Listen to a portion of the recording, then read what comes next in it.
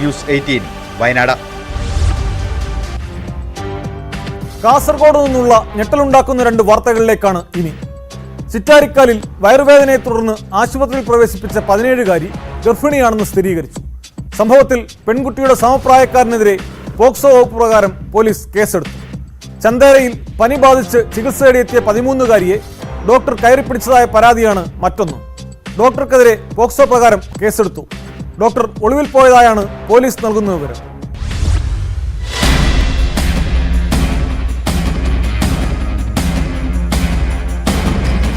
വയറുവേദനയെ തുടർന്ന് ചികിത്സ തേടിയെത്തിയ 17-കാരി ഗർഭിണി. പെൺകുട്ടിയുടെ മൊഴി പ്രകാരം 17-കാരനെതിരെ ചിറ്റാരിക്കാൽ പോലീസ് കേസെടുത്തു. ചിറ്റാരിക്കാൽ പോലീസ് സ്റ്റേഷൻ പരിധിയിലെ താമസക്കാരാണ് ഇരുവരും. കഴിഞ്ഞ ദിവസം കടുത്ത വയറുവേദന അനുഭവപ്പെട്ടതിനെ തുടർന്നാണ് പെൺകുട്ടി പരിയാരം മെഡിക്കൽ കോളേജ് ആശുപത്രിയിൽ എത്തിയത്. ഡോക്ടറെ കണ്ടതോടെയാണ് ഗർഭിണിയാണെന്ന് വ്യക്തമായത്. വിവരം മെഡിക്കൽ കോളേജ് അധികൃതർ ചിറ്റാരിക്കാൽ പോലീസിനെ അറിയിച്ചു. പോലീസ് എത്തി പെൺകുട്ടിയിൽ നിന്ന് മൊഴിയെടുത്ത ശേഷമാണ് 17-കാരനെതിരെ പോക്സോ പ്രകാരം കേസെടുത്തത്.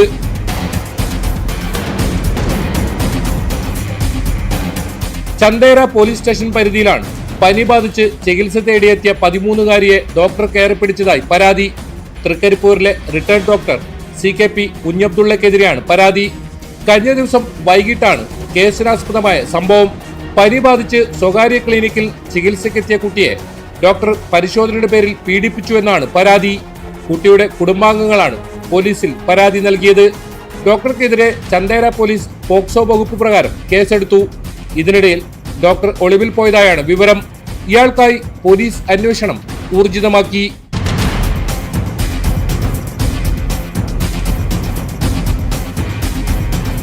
ന്യൂസ് 18 കാസർഗോഡ്.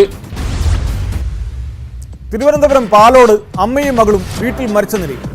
ചെല്ലഞ്ചി ഗീതാലയത്തിൽ സുപ്രഭ, മകൾ ഗീത എന്നിവരാണ് മരിച്ചത്. ഭൂമി സംബന്ധമായ കേസിൽ കഴിഞ്ഞ ദിവസം ഇവർക്ക് പ്രതികൂലമായ കോടതി വിധിയുണ്ടായിരുന്നു. ഇതിൽ മനംനൊന്ത് ജീവനെടുക്കുകയാണെന്നാണ് പോലീസിന്റെ പ്രാഥമിക നിഗമനം. ആലപ്പുഴ മാന്നാറിലെ കലാകൊലക്കേസിൽ അന്വേഷണ സംഘം അതിസങ്കീർണമായ വെല്ലുവിളികളാണ് നേരിടുന്നത്. കേസിൽ മുഖ്യപ്രതി അനിൽകുമാറിനായി പോലീസ് ലുക്കൌട്ട് നോട്ടീസ് പുറപ്പെടുവിച്ചു. അറസ്റ്റ് വാറന്റ് പുറപ്പെടുവിക്കാൻ കോടതിയിൽ അപേക്ഷയും നൽകി. അനിൽകുമാറിന്റെ ഉറ്റ സുഹൃത്ത് നാസറിനെ പോലീസ് വീണ്ടും ചോദ്യം ചെയ്തു. കൊല്ലപ്പെട്ട കാലയളവ് മുതൽ അനിൽകുമാർ നാസറുമായി നിരന്തരം ബന്ധപ്പെട്ടിരുന്നതായി ഫോൺ രേഖകൾ വ്യക്തമാക്കുന്നു. പോലീസ് കസ്റ്റഡിയിൽ ചോദ്യം ചെയ്യുന്നതിനിടയിലും നാസറിനെ തേടി അനിലിന്റെ കോൾ എത്തിയിരുന്നു.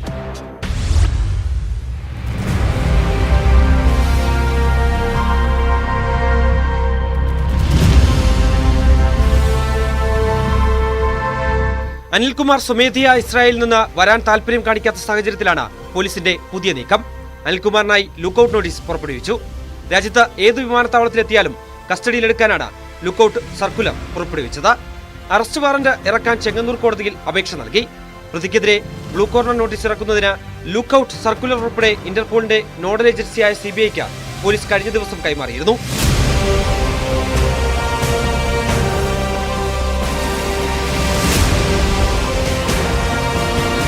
അനിൽകുമാറിന്റെ സുഹൃത്ത് നാസറിനെ പോലീസ് വീണ്ടും ചോദ്യം ചെയ്തു. കൊല്ലപ്പെട്ട കാലയളവ് മുതൽ കഴിഞ്ഞ ദിവസം വരെ അനിൽകുമാറുമായി നാസർ ബന്ധപ്പെട്ടുവെന്ന് പോലീസ് കണ്ടെത്തി. പോലീസ് ചോദ്യം ചെയ്തുകൊണ്ടിരിക്കുന്നതിനിടയിലും നാസറിന്റെ ഫോണിൽ അനിൽകുമാർ വിളിച്ചിരുന്നു. കേസന്വേഷണത്തെ സംബന്ധിച്ച വിശദാംശങ്ങളാണ് ചോദിച്ചത്. കൂടുതൽ ചോദ്യം ചെയ്തതിനു ശേഷം ആവശ്യമെങ്കിൽ നാസറിനെ കസ്റ്റഡിയിലെടുക്കാനാണ് പോലീസിന്റെ തീരുമാനം. അതേസമയം കസ്റ്റഡിയിലുള്ള പ്രതികളുടെ രഹസ്യമൊഴി പോലീസ് രേഖപ്പെടുത്തി. കേസിൽ കൂടുതൽ ബലത്തിനു വേണ്ടിയാണ് പോലീസ് നീക്കം. അനിൽകുമാർ നാട്ടിലെത്താത്ത പശ്ചാത്തലത്തിൽ ഇയാളുടെ കൂടുതൽ ബന്ധുക്കളെ പോലീസ് നിരന്തരം ചോദ്യം ചെയ്യുന്നുണ്ട്. അനിൽകുമാറിനെ എത്തിക്കാനുള്ള സമ്മർദ്ദ തന്ത്രത്തിന്റെ ഭാഗമായി വേണം ഇതിനെ കരുതാൻ. കൊലപാതകം നടത്താൻ ഉപയോഗിച്ച കാർ കണ്ടെത്തുന്നതിനും പരക്കംപാച്ചിലാണ് അന്വേഷണ ഉദ്യോഗസ്ഥർ.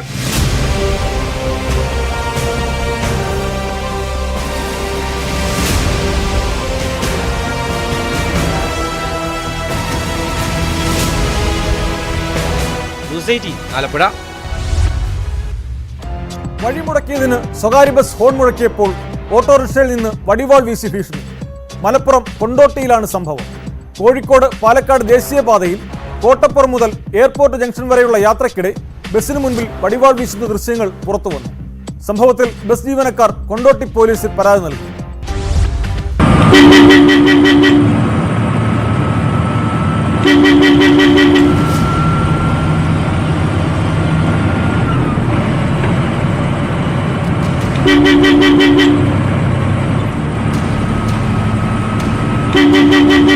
കഴിഞ്ഞ ദിവസം വൈകിട്ട് 6:30യോടെയാണ് സംഭവം.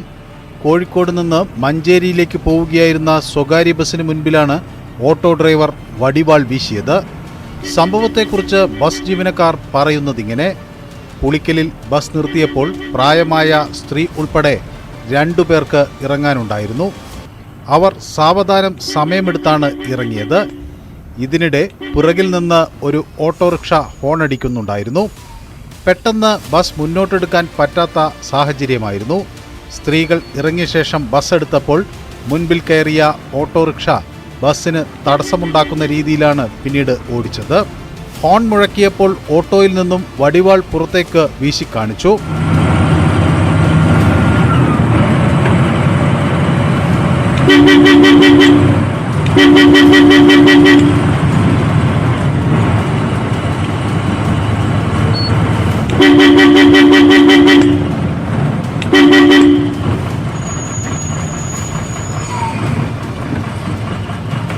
തലേക്കര മുതൽ കുളത്തൂർ എയർപോർട്ട് റോഡ് ജംഗ്ഷൻ വരെ ഇത് തുടർന്നു.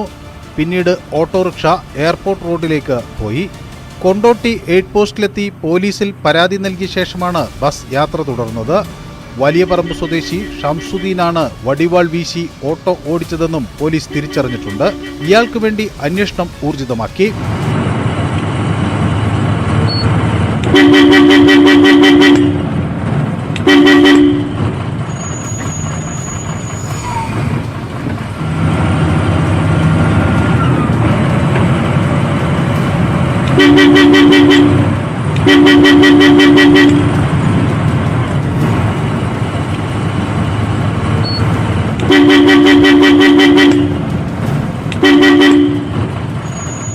News 18 Malappuram. Kozhikode Thiruvambady KSEB section ഓഫീസിൽ ആക്രമണം. തിരുവമ്പാടി സ്വദേശി അജ്മലും സഹോദരൻ ഫഗദാദുമാണ് ആക്രമണം നടത്തിയത്. ജീവനക്കാരെ മർദ്ദിക്കുകയും കമ്പ്യൂട്ടറുകളും ഫയലുകളും നശിപ്പിക്കുകയും ചെയ്തതായാണ് പരാതി. അജ്മൽ യൂത്ത് കോൺഗ്രസ് പ്രാദേശിക നേതാവാണ്. തിരുവമ്പാടി പോലീസ് അറസ്റ്റ് ചെയ്ത പ്രതികളെ റിമാൻഡ് ചെയ്തു. അതേസമയം പിന്നീട് KSEB MDയുടെ ഉത്തരവ് പ്രകാരം ഇവരുടെ വീട്ടിലെ വൈദ്യുതി കണക്ഷൻ വിച്ഛേദിച്ചത് വിവാദമായിട്ടുണ്ട്. അജ്മലിന്റെ പിതാവിന്റെ പേരിലാണ് വൈദ്യുതി കണക്ഷൻ.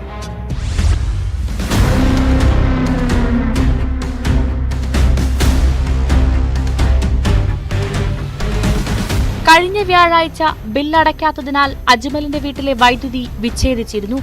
പണമടച്ചതിനെ തുടർന്ന് കണക്ഷൻ പുനഃസ്ഥാപിക്കാനെത്തിയ ലൈൻമാൻ പ്രശാന്തിനെ അജ്മൽ മർദ്ദിച്ചു. ഇത് സംബന്ധിച്ച് പരാതി നൽകിയതിൽ പ്രകോപിതനായാണ് സഹോദരനുമൊത്ത് ഓഫീസിലെത്തി ആക്രമണം നടത്തിയതെന്ന് ജീവനക്കാർ പറയുന്നു.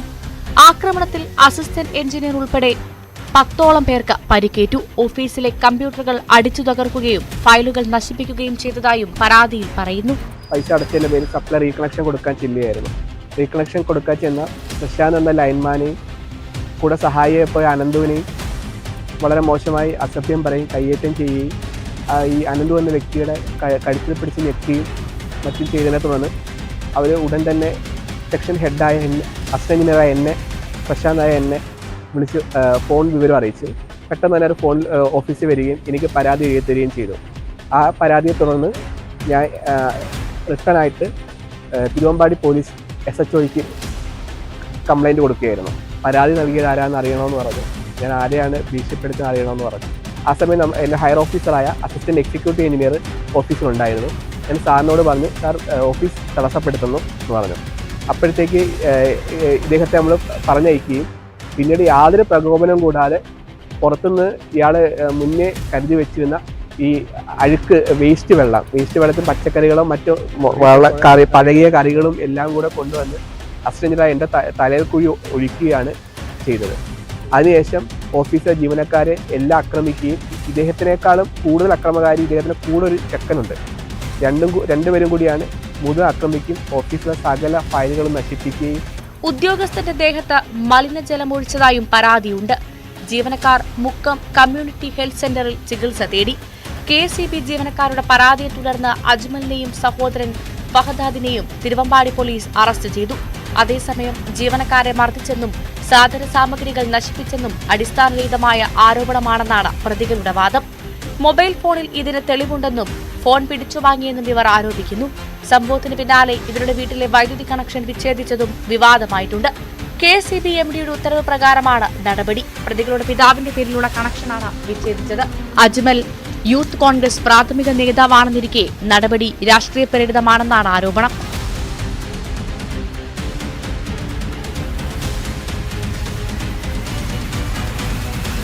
ന്യൂസ് 18 മുക്കം. യൂസ്ഡ് കാർ വ്യാപാര സ്ഥാപനമായ റോയൽ ഡ്രൈവിന്റെ വിവിധ ഷോറൂമുകളിൽ കഴിഞ്ഞ ദിവസങ്ങൾ നടന്ന റെയ്ഡിൽ നിർണായകമായ വിവരങ്ങളാണ് കണ്ടെത്തിയിട്ടുള്ളത്. ഇവിടെ നടന്ന വൻ കള്ളപ്പണ ഇടപാടിൽ ക്രിക്കറ്റ് താരങ്ങളും ചില മലയാള സിനിമാ താരങ്ങളും വരെ ഉൾപ്പെട്ടിട്ടുള്ളതായാണ് കണ്ടെത്തൽ. ആഡംബര കാറുകൾ വാങ്ങുകയും വിൽക്കുകയും ചെയ്യുന്നതിന്റെ മറവിലായിരുന്നു നിയമവിരുദ്ധ ഇടപാടുകൾ. ഇഡിയും ആദായനികുതി വകുപ്പുമാണ് പരിശോധന നടത്തിയത്. തട്ടിപ്പിന് കൂട്ടുനിന്നവർക്കെല്ലാം നോട്ടീസ് അയക്കാനാണ് തീരുമാനം.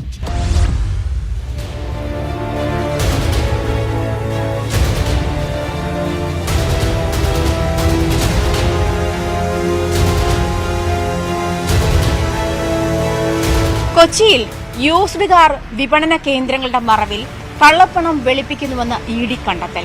ഇതേ തുടർന്ന് ഇഡിയും ആദായ നികുതി വകുപ്പും റോയൽ ഡ്രൈവ് എന്ന കേന്ദ്രത്തിന് എതിരെ നടപടിയുമായി മുന്നോട്ടു പോവുകയാണ്. ആഡംബര കാറുകളുടെ പ്രത്യേകിച്ചും യൂസ്ഡ് കാറുകളുടെ വിപണി മൂല്യം കുറച്ചു കാണിച്ച ശേഷം അത് ബാക്കിയുണ്ടായിരുന്ന, അതായത് കുറഞ്ഞു കിട്ടിയ തുക പണമായി കൈപ്പറ്റുന്ന രീതിയാണ് യൂസ്ഡ് കാർ ഓണേഴ്സ് സ്വീകരിച്ചു വരുന്ന, യൂസ്ഡ് കാർ വിൽപ്പന കേന്ദ്രങ്ങൾ സ്വീകരിച്ചു വരുന്ന ഒരു രീതിയെന്നാണ് ഇഡിയുടെ കണ്ടെത്തൽ. ഇതിലൂടെ തന്നെ പല സിനിമാ താരങ്ങളും ക്രിക്കറ്റ് താരങ്ങളും ഉൾപ്പെടെയുള്ള ആളുകൾ ഈ ഒരു രീതിക്ക് കൂട്ടുനിൽക്കുന്നു എന്നും കണ്ടെത്തിയിട്ടുണ്ട്. അതുകൊണ്ട് തന്നെ ഇവർക്കും ഈ കാര്യത്തിൽ നോട്ടീസ് നൽകും. വളരെ മുൻപ് തന്നെ, അതായത് വളരെ തൊട്ടടുത്ത കാലത്താണ് മലയാള സിനിമാ രംഗത്തും മലയാള സിനിമാ നിർമ്മാണ രംഗത്തും ഇത്തരത്തിൽ കള്ളപ്പണം വെളുപ്പിക്കൽ രീതി തുടരുന്നുണ്ട് എന്ന് ഇഡി കണ്ടെത്തിയിരുന്നത്. അത് മഞ്ഞുമൽ ബോയ്സ് ഉൾപ്പെടെയുള്ള സിനിമയുടെ നിർമ്മാതാക്കൾ അതുമായി ബന്ധപ്പെട്ടുള്ള നടപടികൾ നേരിട്ട് കൊണ്ടിരിക്കുകയാണ്. ഇത്തരത്തിൽ യൂസ്ഡ് കാർ വിപണിയിലും കള്ളപ്പണം വെളുപ്പിക്കൽ നടപടികൾ ഉണ്ട് എന്ന ഇഡിയുടെ കണ്ടെത്തൽ. എന്തായാലും വരും ദിവസങ്ങളിലും കൂടുതൽ കേന്ദ്രങ്ങളിലേക്കും ഇത്തരത്തിലുള്ള പരിശോധനയുണ്ടാകും. റോയൽ ഡ്രൈവ് ഉൾപ്പെടെയുള്ള വിപണന കേന്ദ്രത്തിന് ഇതുമായി ബന്ധപ്പെട്ട നോട്ടീസ് നൽകിയിട്ടുണ്ട്. മാത്രമല്ല ഈ സിനിമാ താരങ്ങൾക്കും ക്രിക്കറ്റ് താരത്തിനുമെതിരെയും നോട്ടീസ് നൽകാനുള്ള ഒരുക്കത്തിലാണ് ഇപ്പോൾ ഇഡിയും ആദായ നികുതി വകുപ്പും.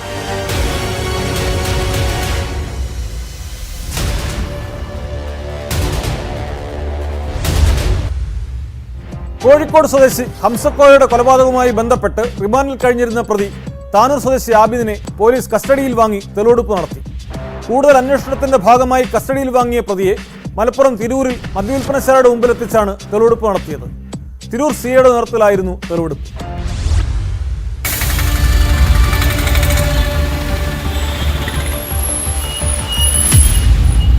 കഴിഞ്ഞ ശനിയാഴ്ച രാവിലെയാണ് തിരൂർ കേജിപ്പടിയിലെ കെട്ടിട വരാന്തയിൽ കോഴിക്കോട് സ്വദേശിയായ രജനി എന്ന് വിളിപ്പേരുള്ള ഹംസക്കോയെ മരിച്ച നിലയിൽ കണ്ടെത്തിയത്. തുടർന്നുള്ള പോലീസിന്റെ അന്വേഷണത്തിലാണ് മരണം കൊലപാതകമാണെന്ന് സ്ഥിരീകരിച്ചത്. സംഭവവുമായി ബന്ധപ്പെട്ട മണിക്കൂറുകൾക്കുള്ളിൽ തന്നെ താനൂർ സ്വദേശി ആബിദിനെ തിരൂർ പോലീസ് പിടികൂടുകയും ചെയ്തു. പ്രദേശത്തെ CCTV-കൾ പരിശോധിച്ചപ്പോഴാണ് മൽപ്പിടുത്തം നടന്നതും ഹംസക്കോയെ ചവിട്ടി വീഴ്ത്തിയതും കണ്ടെത്തിയത്. പോസ്റ്റ്മോർട്ടത്തിൽ ആന്തരിക അവയവത്തിനേറ്റ പരിക്കാണ് മരണകാരണമെന്ന് കണ്ടെത്തിയിരുന്നു.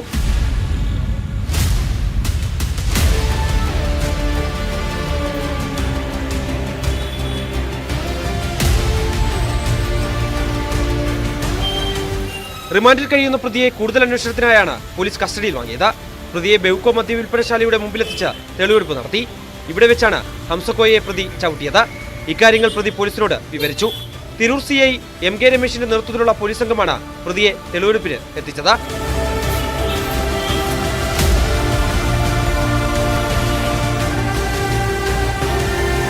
ന്യൂസ് 18 തിരൂർ. ജോലി തേടി കോഴിക്കോട് നിന്നും ചെന്നൈക്ക് പോയ അതിഥി തൊഴിലാളികളെ മർദ്ദിച്ച് കവർച്ച നടത്തിയതായി പരാതി. രക്ഷപ്പെട്ട് കേരളത്തിലെത്തിയ തൊഴിലാളികൾ പോലീസിൽ പരാതി നൽകി. തട്ടിപ്പിന് പിന്നിൽ വൻ മാഫിയ തന്നെ ഉണ്ടെന്നാണ് സൂചന.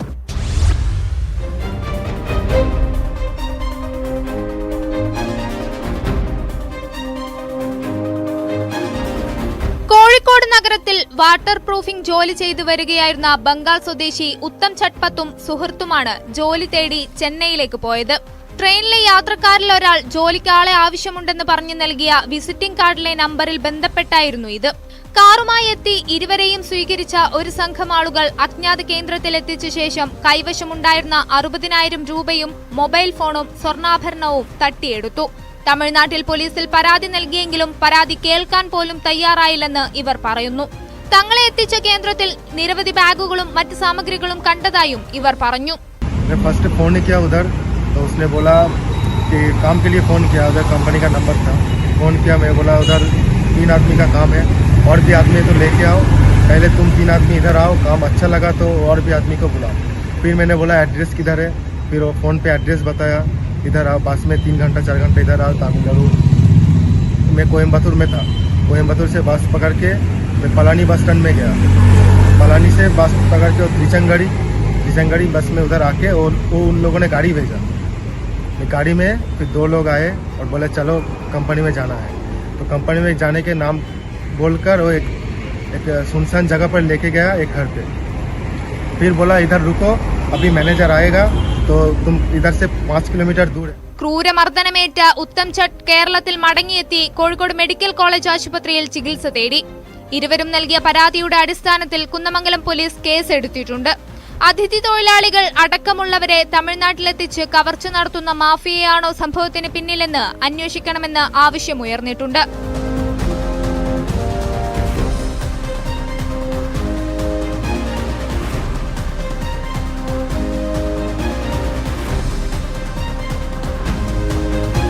ന്യൂസ് 18 കോഴിക്കോട്.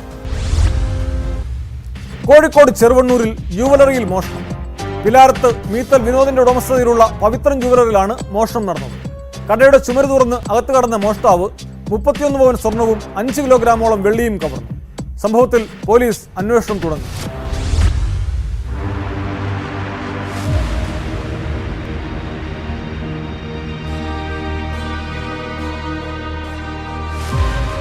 ചെറുവണ്ണൂർ സ്വദേശി വിനോദിന്റെ ഉടമസ്ഥതയിലുള്ളതാണ് സ്ഥാപനം. രാവിലെ അടുത്തുള്ള കടക്കാരനാണ് ചുമര് തുറന്ന നിലയിൽ കണ്ടത്. ഉടൻ തന്നെ വിനോദിനെ വിവരമറിയിച്ചു. ഇദ്ദേഹം എത്തി ഷട്ടർ തുറന്ന് അകത്ത് പ്രവേശിച്ചപ്പോൾ സേഫ് തകർത്ത നിലയിലായിരുന്നു. 31 പവൻ സ്വർണവും 5 കിലോഗ്രാമോളം വെള്ളിയും കവർന്നതായി വിനോദ് മെപ്പയ്യോ പോലീസിൽ നൽകിയ പരാതിയിൽ പറയുന്നു.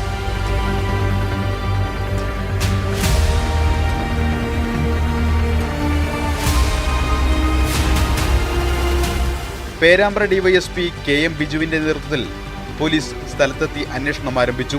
ഡോഗ് സ്ക്വാഡും വടകരയിൽ നിന്ന് വിരലടയാള വിദഗ്ധരും സ്ഥലത്തെത്തി പരിശോധന നടത്തി. കേസ് അന്വേഷണത്തിന് പ്രത്യേക ടീമിനെ നിയോഗിക്കുമെന്ന് ഡിവൈഎസ്പി അറിയിച്ചു.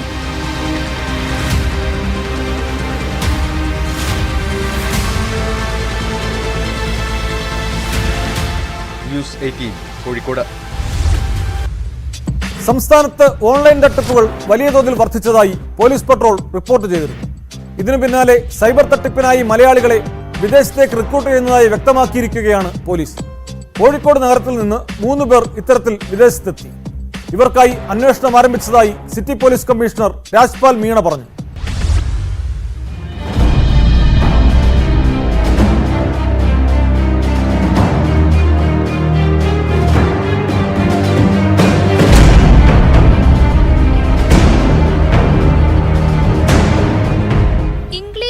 ഇതര ഭാഷകളിലുമുള്ള തട്ടിപ്പുകൾ മലയാളികൾക്ക് മനസ്സിലായി തുടങ്ങിയതോടെയാണ് മലയാളം സംസാരിച്ച് ഇരകളെ വീഴ്ത്താൻ തന്ത്രങ്ങൾ ആവിഷ്കരിച്ചിരിക്കുന്നത്.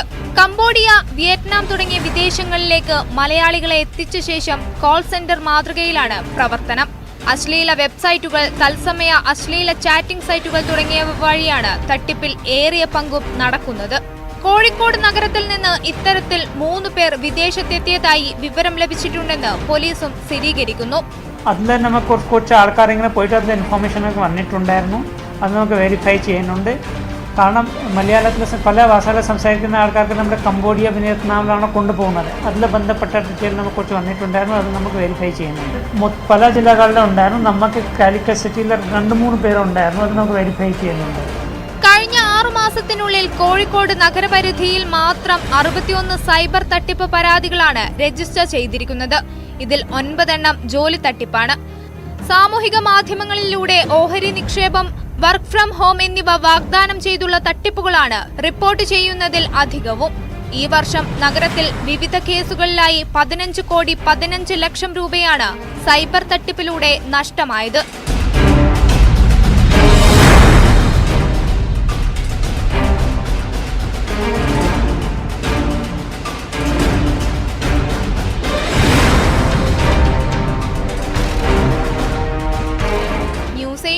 കോഴിക്കോട്.